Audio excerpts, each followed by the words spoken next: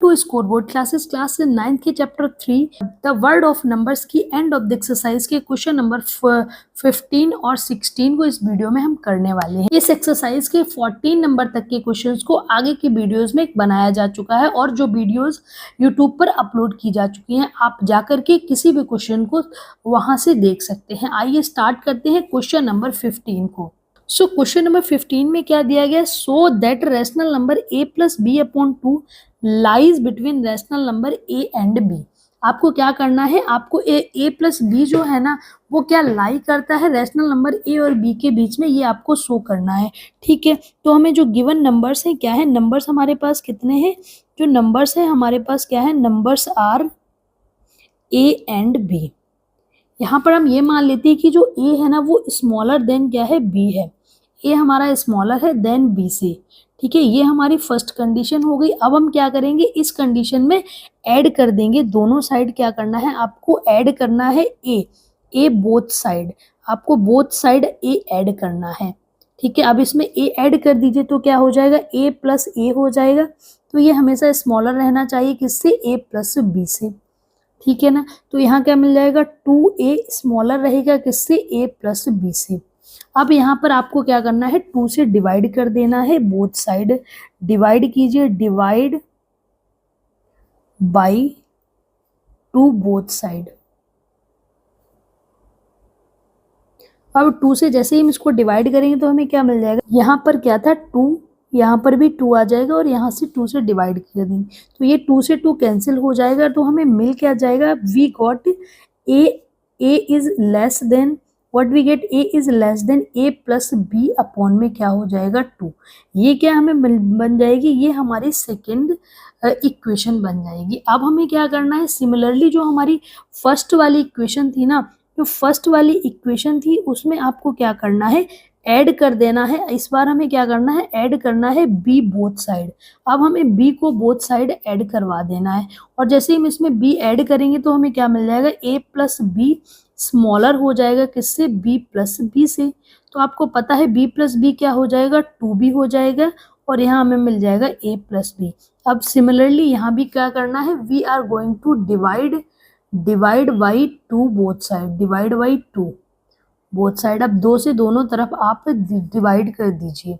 अब जैसे ही हम दोनों तरफ इसको डिवाइड करेंगे तो यहाँ तो मिल जाएगा a plus B divide by 2 less than क्या हो जाएगा, 2b अपॉन में 2।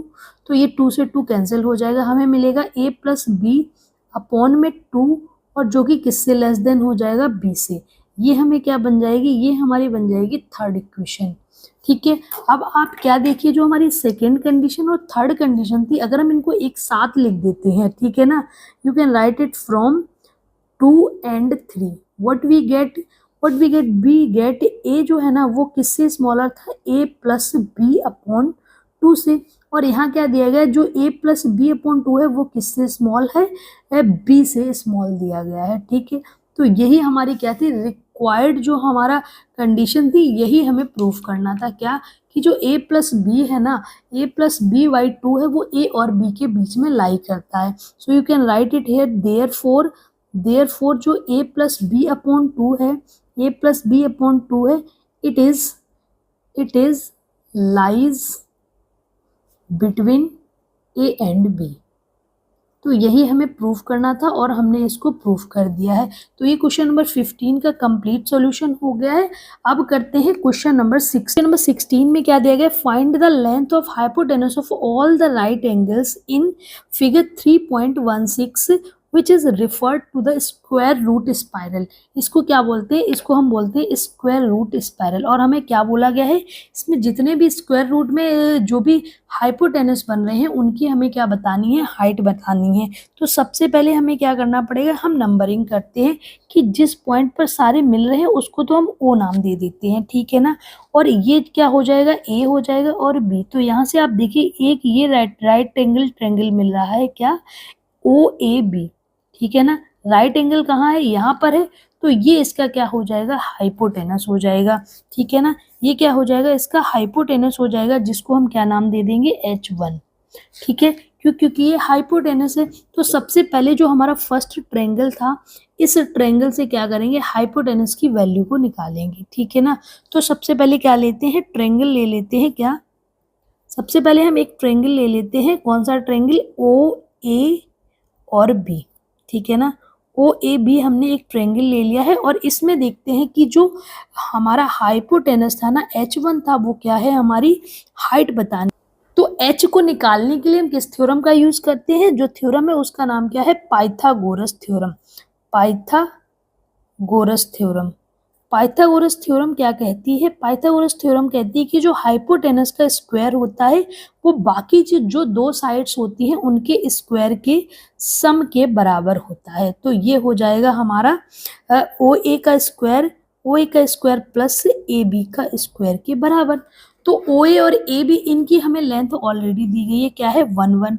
तो ये है 1, प्लस करेंगे ये भी 1 आ जाएगा। तो यहाँ से आप नोटिस कीजिए, तो कितना मिल जाएगा, हमें 2 मिल जाएगा। कितना मिल जाएगा, सो इन दोनों को जब हम ऐड करेंगे तो हमें क्या मिलेगा, 2 मिल जाएगा, जो कि किसके बराबर है, H1 के स्क्वायर के बराबर है। तो जब H1 निकालना होगा तो हमें क्या निकालना होगा, इसका हम अंडर रूट कर देंगे। तो यहाँ से आप नोटिस कीजिए, जो H1 की वैल्यू है वो क्या आ गई, √2 आ गई। अब सिमिलरली हम क्या करेंगे, H2 की वैल्यू निकालें, ठीक है ना। अब दूसरा ट्रायंगल ले लेते हैं। कौन सा ट्रायंगल ले लेते हैं, अब ट्रायंगल ओ बी और इसको हम सी नाम दे देते हैं, ओ बी सी, ठीक है। अब ओ बी सी, इसमें देखना पड़ेगा आपको हाइपोटेनस क्या है। यहाँ पर क्या है, ये इसकी हाइट बन जा रही है और ये बन जा रहा है इसका हाइपोटेनस। तो इसको H2 नाम दे देते हैं, क्यों, क्योंकि यहाँ पर क्या है, राइट एंगल ट्रायंगल बना हुआ है। तो अब यहाँ पर जब हम H2 निकालेंगे ना, H2 का स्क्वायर बराबर क्या हो जाएगा, ओ बी का स्क्वायर प्लस बी सी का स्क्वायर, ठीक है ना। तो ओ बी हमने अभी निकाला है, ओ बी क्या था, हमारा H1 था, ये क्या था, ओ बी की लेंथ थी, जो कि कितनी थी, √2। तो इसका स्क्वायर कर दीजिए, प्लस बी सी कितना है हमारे पास, 1 है, तो 1 का स्क्वायर कर दीजिए। अब √2 का स्क्वायर करेंगे तो ये √2 से स्क्वायर कैंसिल हो जाएगा और बाहर आ जाएगा 2, और 1 का स्क्वायर होता है 1। तो यहाँ से हम देखेंगे तो हमें कितना मिल जाएगा, 3, जो कि किसके बराबर है, H2 के स्क्वायर की। तो H2 जब हम निकालेंगे तो कितना हो जाएगा, √3 आ जाएगा। तो यहाँ से हमने H2 की भी वैल्यू कितनी निकाल ली, √3। तो अब आप एक चीज़ नोटिस कीजिए, जब हमने पहला वाला जब हमने इस स्क्वायर को लिया, जब पहला ट्रायंगल लिया था तो हमें वैल्यू आई थी H2, दूसरा वाला लिया है तो हमें वैल्यू आ गई है H3। दैट मीन्स कि ये क्या हो रहा है, ये इंक्रीज होता चला जाएगा, ठीक है ना। अब इसी तरह से अगर आप एक और निकाल के देख लेते हैं, ये वाला ट्रायंगल, तो अगर हम इस ट्रायंगल को मान लेते हैं, ये हमारा क्या है, एक और लेंथ ले लेते हैं, ये हमारा ट्रायंगल आ गया, इसको हम एक और नाम दे देते हैं D। तो अब हम एक ट्रायंगल ले रहे हैं, वो क्या है, OCD, इस ट्रायंगल को ले लेते हैं, ठीक है। यहाँ पर आप देखिए ये H2 था, अब हम ये इसको H3 मान लेते हैं, ठीक है ना। अगर ये H3 है तो यहाँ पर क्या है, ये राइट एंगल ट्रायंगल था, तो ये क्या हो जाएगा, H3 के स्क्वायर किसके बराबर हो जाएगा, H2 का स्क्वायर। आप H2 के स्क्वायर कर दीजिए प्लस 1 का स्क्वायर। तो H2 की वैल्यू कितनी थी, √3। तो √3 का स्क्वायर करेंगे प्लस 1 का स्क्वायर कर दीजिए। तो √3 का स्क्वायर कितना हो जाएगा, स्क्वायर से अंडर कैंसिल होके 3 मिल जाएगा प्लस 1। तो वैल्यू कितनी आ जाएगी, 4, जो कि किसके बराबर थी, H3 के स्क्वायर के। तो H3 कितना हो जाएगा, √4। तो अब आप एक चीज़ नोटिस कीजिए, जब हमने H1 निकाला था तो हमें √2 मिला है, कितना मिला है, √2। जब H2 निकाला तो √3, तो H3 निकाला, √4 निकला। इसी तरह से जितनी भी हाइट्स है उसको उसमें एक पैटर्न दिखाई दे रहा है। क्या पैटर्न दिख रहा है कि अगर ये H3 है तो ये H4 हो जाएगी, ये H5 हो जाएगी, ये H6, ये H7, this is H8, this is H9, और ये क्या होगी, H10। और इन सभी की वैल्यूज को आप लिख सकते हो बाय सिमिलर पैटर्न, क्योंकि H3 हमने निकाल लिया, H4 क्या हो जाएगा बताना है आपको, H4 की वैल्यू, H5 की वैल्यू, H6 की वैल्यू, H7, ठीक है ना। फिर आपको H8, H9 और H10, इन सभी की वैल्यूज आप एक पैटर्न में लिख सकते हैं। तो यहाँ √4 आ गया तो आप यहाँ लिख सकते हैं √5, ये हो जाएगी √6, ये हो जाएगी √7, ये हो जाएगी √8, और ये हो जाएगी √9, एंड दिस इज √10, और ये क्या हो जाएगी √11।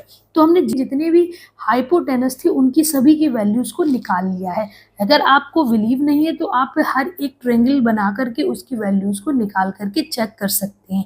Got it. अब कुछ नंबर्स ऐसे हैं जिनके स्क्वायर रूट बाहर आ सकते हैं, जैसे √4 था तो इसकी वैल्यू क्या हो जाएगी 2 हो जाएगी। सिमिलरली यहाँ पर क्या है क्वेश्चन √9 है, ये भी बाहर आ जाएगा, ये हो जाएगा 3। इस तरह से जो क्वेश्चन नंबर 16 के साथ हमारी जो एक्सरसाइज 3 थी वो कंप्लीट हो जाती है। आई थिंक आपको यह एक्सरसाइज पूरी तरीके से समझ आई होगी। अगर आपको कोई भी क्वेरी है या कोई भी ऐसा क्वेश्चन है जो समझ नहीं आता है तो आप कमेंट करके ज़रूर पूछिए, हम उसका सॉल्यूशन बताने की पूरी कोशिश करेंगे। प्लीज़ चैनल को लाइक शेयर और सब्सक्राइब जरूर कीजिए और अपने दोस्तों के साथ शेयर कीजिए। Thank you.